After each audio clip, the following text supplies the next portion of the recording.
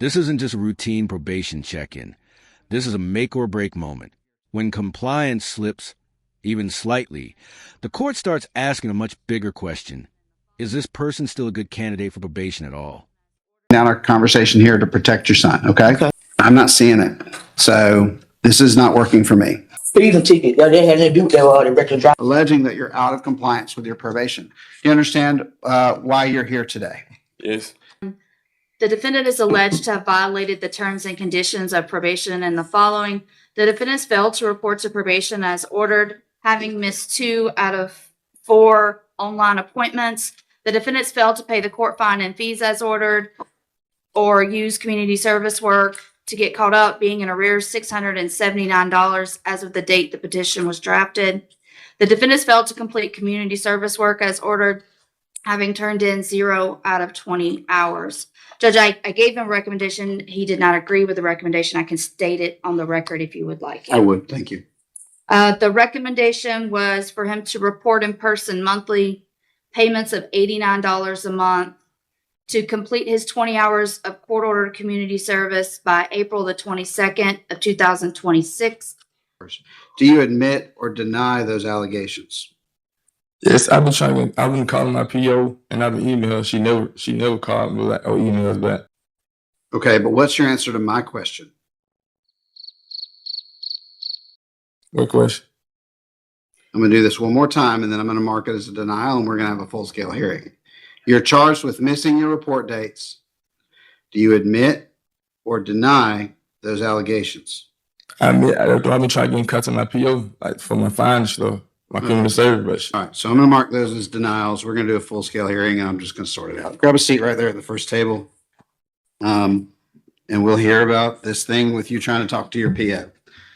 Okay, so I'm going to put that I asked him twice what the answers were, and that both times I did not get a clear answer that I could take action on. Therefore, I am marking these as a denial, and I will make my own independent decision. Mr. Evans, what's about to happen is we're about to have a full... Right here is where things start to unravel. The judge asks a simple legal question, admit or deny, and doesn't get a clear answer. That might seem small, but in court, clarity is everything. No clear answer? That triggers a full hearing and raises serious doubts about credibility. Full-scale hearing on your allegations for revocation. If I decide that you have violated your probation, all right, do you have family here with you? My mom. She's welcome to come sit with you at the table if she wants. So, all right. Do you understand what's about to happen? Yes. Okay. I might want to know the answer. This is your opportunity to ask those questions. And you can go ahead. I tried to go back and talk to her to agree, but she never called me back there. Okay. Let's just call that a question. I don't have no transportation. I didn't catch that. Lean back just a little bit from the mic. You're feeding back a My little bad.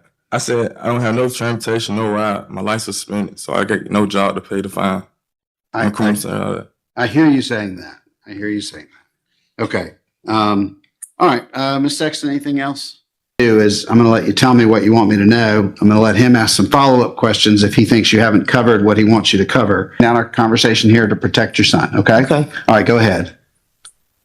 Yes, I just want to say, his phone was messed up, so that's why I was trying to call the PO later to tell him. So I was actually trying to sign the meeting. So that was my fault that I missed for February, because I thought I clicked on it, and like every time I signed the meeting, I explained to her like why he couldn't pay the money, why he couldn't do community service, because we don't have a car, because we've been going through hardship too. So yes, and I went up there to try to talk to the PO to let her know everything was going on, because he don't really understand everything what be going on. So I be had to talk to him sometimes. So half the time he don't know what be going on. He just agreed to it because he don't know. Okay. You know what I'm saying? So I tried to get in touch with the PO. I left her numerous voicemail. She never returned my call. I was trying to explain to her like what was going on with us, like financial and stuff. Because I paid his first fine for him and I paid for his DUI class, but I don't have that type of money like to keep paying the money because we going through hardship ourselves. I respect that. So, all right.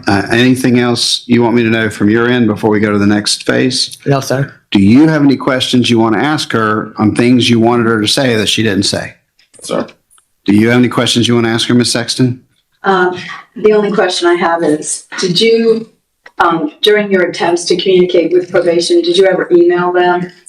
Yes, I tried. She said she was going to email me. I gave her my email, but she never emailed me because I told her my son phone at the time was messed up, and I told her he couldn't get into the email. I told her it was cracked, and I said I couldn't have a way to get it fixed right now. So that's why I told her, because she communicated through me with my email. So when I reported assigned to me, I explained to her everything going on. I put my email in it too, and I was telling her like everything what was going on with this. But I never heard that back from her. Okay. Any other questions? Okay. Ma'am, anything else? No, sir. All right. Thank you so much. All right. Mr. Evans, do you have any other witnesses you wish to call? Oh, Okay. All right. Then I'm going to mark you as resting, closing your case. Is that a fair thing for me to say? That you're done presenting any of your evidence? Is that correct? yes, sir. Okay. Any rebuttal? Okay. All right. Then the evidence is closed. Oh, man. Okay. Entered a plea to reckless driving and insurance back on October 28th of 2025. I do feel the need to point out that in this case, before the case was resolved, he did miss court. I did issue a bench warrant. I lifted that bench warrant, and he reset his case. So I'm just saying this is not our first bump into each other moment. In that case, he received a fine. He got several charges dismissed. It was a terminated 3 months case, which means that he could have closed this case a hot minute ago, and that he needed to complete a defensive driving school, which I need to be very clear, and I need to communicate very, very clearly that we are, unless it's restitution, we are never a cash-only court, unless it's restitution. And there's no restitution in this case.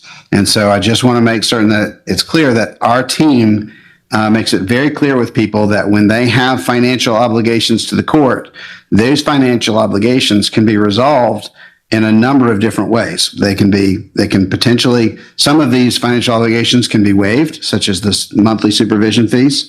The fine can be waived by doing community service work, but we can't do that until the original community service work of 20 hours is complete, which of course, that's one of the allegations here. So we couldn't even get to that to be offered.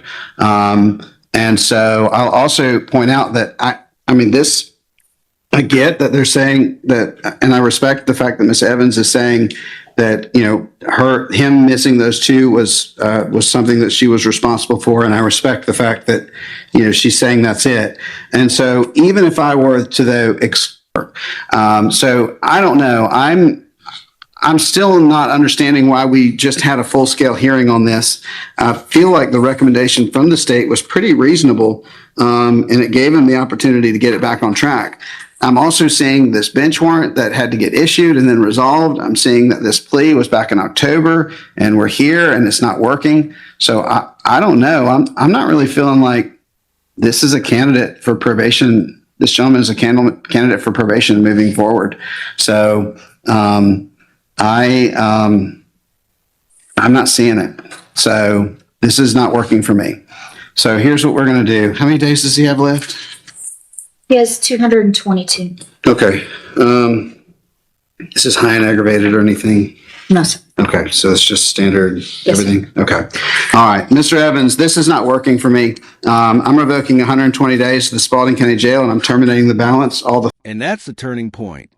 The judge has seen enough. Probation is officially off the table. But notice the twist. While jail time is imposed, all fines and fees are wiped out. It's a hard reset, just not the one the defendant was hoping for. So here's the question. Was this outcome avoidable or inevitable from the start? Fines are zeroed. All the fees are zeroed. Everything else is zeroed. So he's going to go through. The sheriff will release him whenever the sheriff determines that he has served enough time. That's not a decision I'm allowed to make. But either way, I don't see a pathway where this gets better moving forward. So that's it. This case is officially closed. 120 days, terminate the balance, everything zeroed out.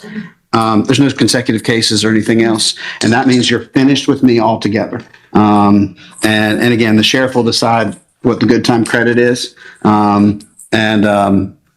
and they will let you know as soon as they book him in, and they'll calculate that out and they'll let him know. Yeah, So, could I speak on that bench one? That bench one, they had nothing to do with that case. It was for a ticket. we're just going to have to agree to disagree on that because I'm looking at it in my own file. So, okay, thank you, Ms. Evans. But it was a ticket for speeding ticket. They had nothing to do with that the reckless driving case. I know Evans is close.